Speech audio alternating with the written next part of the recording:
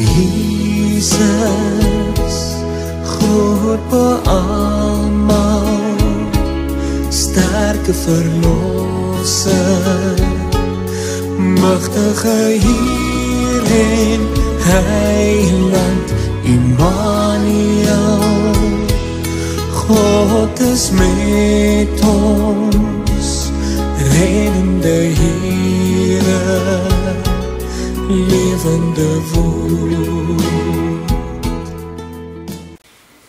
Goeiedag.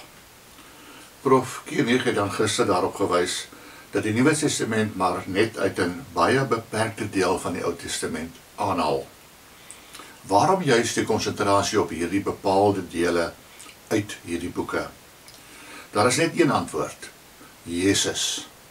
Alle paaie uit die Ou Testament lei na Jesus. In die Nuwe Testament weet ons goed, die Christene het die Jode probeer oortuig dat Jesus die beloofde Messias is. Dink maar net aan Petrus en Paulus se preke in Handelinge. Vandaar die konsentrasie op bepaalde messiaanse profesieë soos Jesaja 9 en 11, wat elk 6 keer aangehaal word, en Psalm 2, wat 18 keer aangehaal word.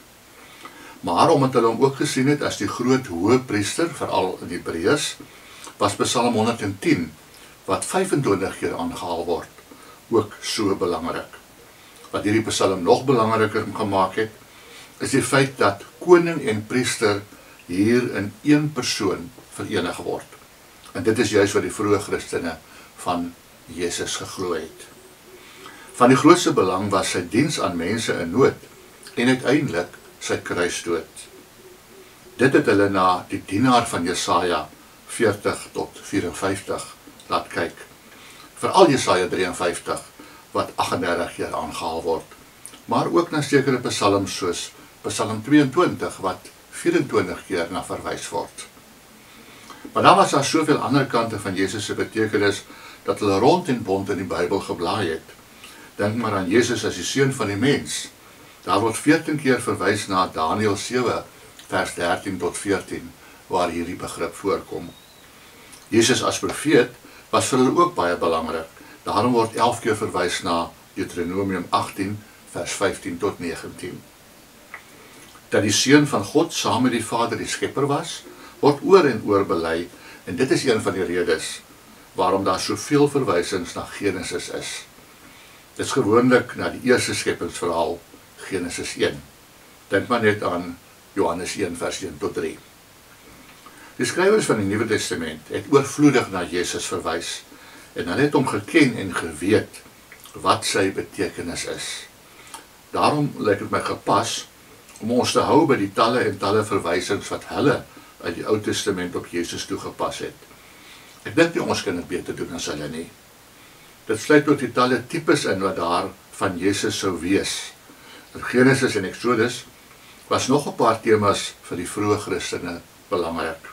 In Genesis was dit veral Abraham, en in Exodus weer Moses en die uittog en die wet, die tempel, die priesters en die offers. Wat nou belangrik is die feit dat nie een van die groot temas op sy eie so belangrik is nie, maar dat hulle almal direk in verband met Jesus ontwikkel word. Jesus is die eintlike nakomeling van Abraham, Galasiërs 3 vers 16.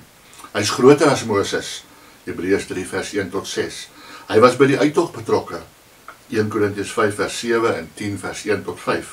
Hy vervul die wet, Matteus 5 vers 17. Hy is die tempel wat in 3 dae afgebreek word, Johannes 2 vers 19 tot 21. Hy is die hoëpriester, Hebreërs 7 vers 11 tot 17. Hy is self die groot offer, Hebreërs 9 en 10. Waarlik, alle paaie lei na Jesus. Kom ons bid saam.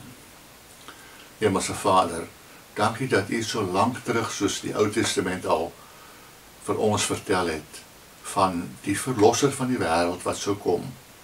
Help vir ons om te glo dat Jesus van Nasaret, die Christus van wie ons in die Nuwe Testament lees, daardie verlosser Messias is, waarvan die Ou Testament ons vertel. In sy naam. Amen.